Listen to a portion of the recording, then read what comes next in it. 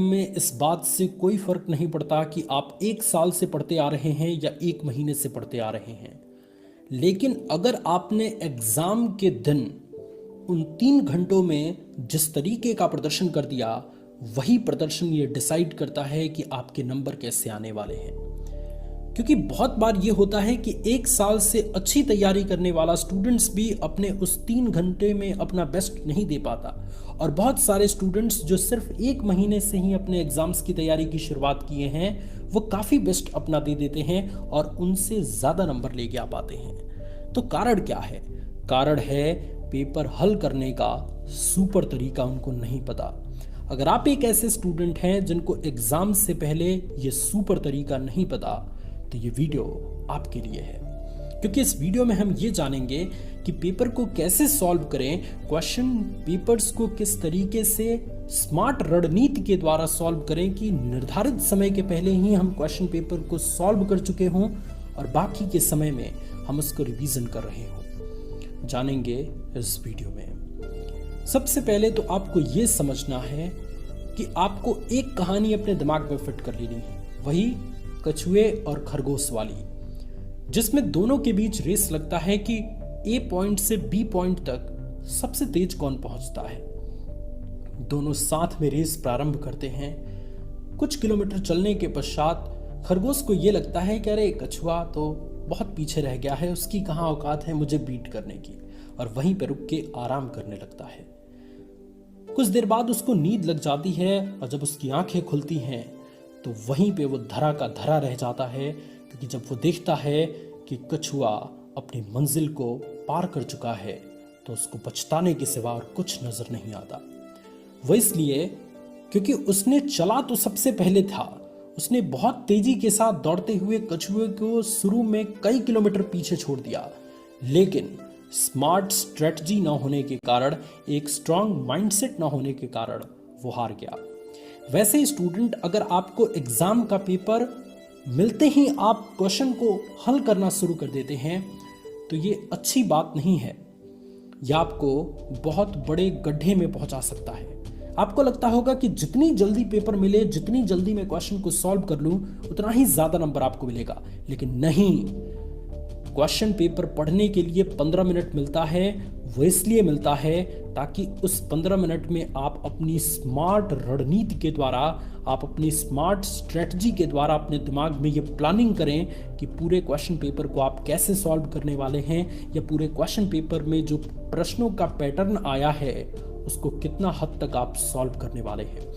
अगर आप एक ऐसे स्टूडेंट हैं जो एग्जाम देने वाले हैं, तो अपने दिमाग में ये फिट रख लीजिए कि जैसे ही पेपर आपको मिले, उस पेपर को लेना है, उस पेपर की प्रार्थना करनी है, क्योंकि 1 साल से आपने काफ़ी अच्छी तैयारी की है, या जितनी भी समय आपने तैयारी की है उसकी तैयारी तो की है, तो उसके लिए कुछ प्रार्थना करिए कि भाई पेपर अच्छे से जाए। उसके बाद पेपर को ओपन करिए, ध्यान से 10 मिनट पढ़िए और 5 मिनट में ऐसी स्मार्ट रणनीति बनाइए जिस रणनीति के ऊपर चल के आप निर्धारित समय से पहले पेपर को सॉल्व कर दें। ऐसा नहीं कि पेपर मिलते ही रेल मोहम्मद हो गए, तो ऐसी बात नहीं करनी है आपको। इस वीडियो में 5 ऐसे पॉइंट्स मैं आपको बताने वाला हूं जिसके जरिए आप निर्धारित समय से पहले अपने पेपर को सॉल्व कर पाएंगे। यह हमारी पूरी 100% गारंटी है। जिसमें सबसे पहली चीज कि एक घड़ी अपने साथ जरूर लेके जाएं। अब ये बहुत जरूरी है, क्योंकि देखिए स्टूडेंट, जब तक आपके पास घड़ी नहीं रहेगी आप समय का सही इस्तेमाल नहीं कर पाएंगे। आपको लगेगा कि समय तो अभी बहुत है और आप अभी 1 नंबर, 2 नंबर, 3 नंबर के प्रश्नों में ही हीरे मोती जड़ रहे हैं, उसको हेडिंग बना के लिख रहे हैं। तब तक 2 घंटे बीत गया और उसके बाद 5-5 नंबर वाले प्रश्नों में या ज़्यादा नंबर मिलने वाले प्रश्नों में आप इतनी बेकार हैंडराइटिंग के साथ उसको प्रेजेंट करेंगे कि पूरा का पूरा आपका रिजल्ट खराब हो जाएगा।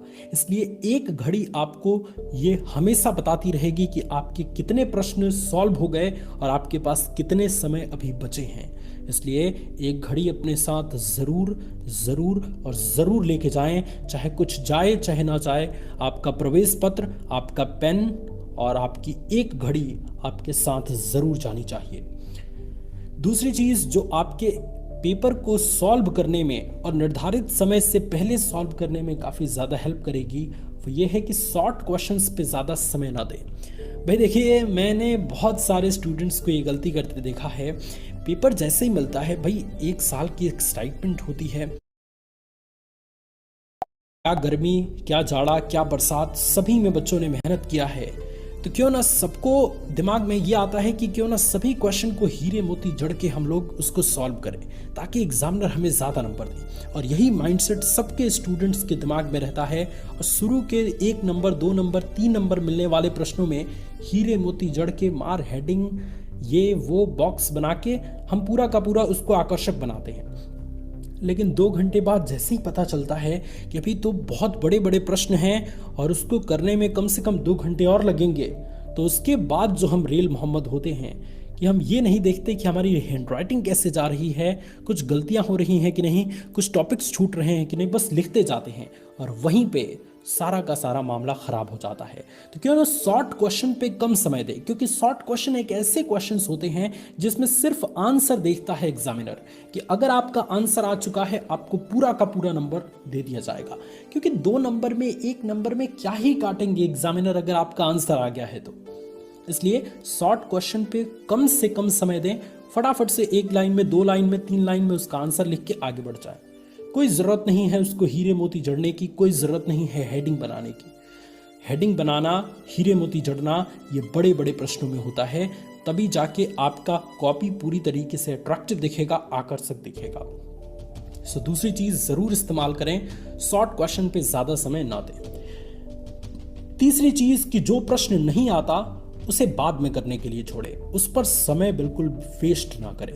स्टूडेंट्स, समय बहुत इंपॉर्टेंट होता है।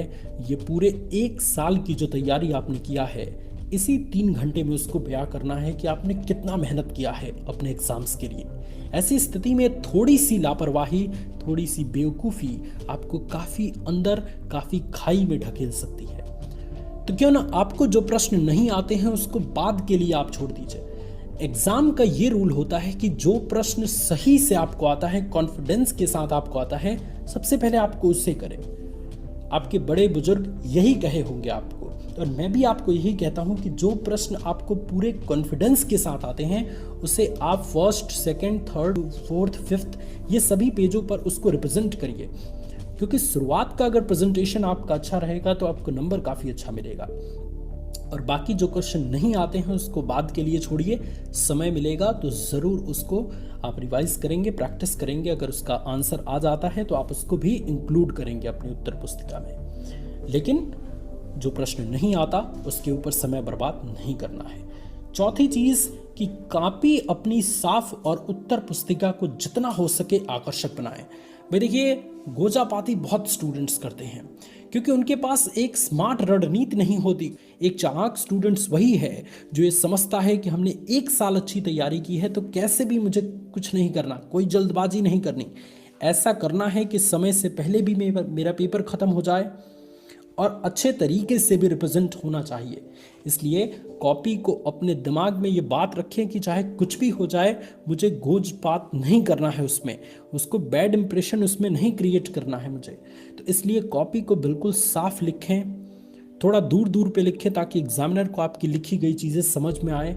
उत्तर पुस्तिका को जितना हो सके उतना आकर्षक बनाएं, अट्रैक्टिव बनाएं, क्योंकि अगर आपकी उत्तर पुस्तिका अट्रैक्टिव रहेगी तो एग्जामिनर आपकी उत्तर पुस्तिका पर ज़्यादा समय अपना देंगे। और जैसे ही आपके एग्जामिनर आपके उत्तर पुस्तिका पर समय देते हैं इसका मतलब आपको कुछ अच्छा नंबर मिलने वाला है। तो ऐसे अपनी उत्तर पुस्तिका को डिज़ाइन ज़रूर करें। 5वीं और आखिरी चीज़ कि प्रत्येक प्रश्न के बाद टाइम ट्रैक ज़रूर करें। टाइम ट्रैकिंग एक ऐसी चीज़ है जो आपको एग्ज़ाम टाइम में सही मार्गदर्शन करती है। अगर आपको ये जानना है कि एग्ज़ाम्स में 3 घंटे से पहले या निर्धारित समय से पहले हम अपने पेपर को कैसे सॉल्व करें, तो इसके लिए टाइम को आपको हर प्रश्न के बाद ट्रैक करना है कि अब मेरे पास कितना समय है, अब कितने क्वेश्चन बचे और उसके लिए कितना समय है। अगर ये ट्रैक आप करते रहेंगे तो आप एकदम डिसिप्लिन में अपने क्वेश्चन पेपर को सॉल्व करते रहेंगे और बिल्कुल भी आपको परेशानी नहीं होगी। और टाइम ट्रैकिंग से आपको ये भी आइडिया रहेगा कि अभी आपके पास कितना समय बचा है और कितने क्वेश्चंस बचे हैं। और अगर आपके पास क्वेश्चंस की संख्या ज़्यादा है, समय कम है, तो उसके अकॉर्डिंग आप अपनी स्पीड बढ़ा पाएंगे। और अगर क्वेश्चंस कम है और समय ज़्यादा है तो उसको और अच्छे तरीके से रिप्रेजेंट कर पाएंगे। वहीं अगर आप टाइम ट्रैकिंग नहीं करेंगे तो उसके बाद जब पता चलेगा कि मात्र 5 मिनट है, 2 क्वेश्चन है, तो आप जल्दबाजी करके पूरा का पूरा प्रेजेंटेशन खराब करेंगे। इसलिए टाइम को ज़रूर ट्रैक करिए। इसके लिए एक अपने साथ घड़ी ज़रूर लेके जाएं। इस वीडियो के माध्यम से जो भी चीज़ मैंने आपको बताया उसे एक पेज पर नोट करिए, क्योंकि यही वो चीज़ें हैं जो आपके 1 साल की कीमत, जो आपके 365 दिन के दिन रात तैयारी करने की एक एक मिनट, एक एक सेकंड की कीमत रिजल्ट के माध्यम से वसूलने में मदद करेगा। ये वीडियो अगर आपको अच्छी लगी तो इस वीडियो को लाइक करिए, अपने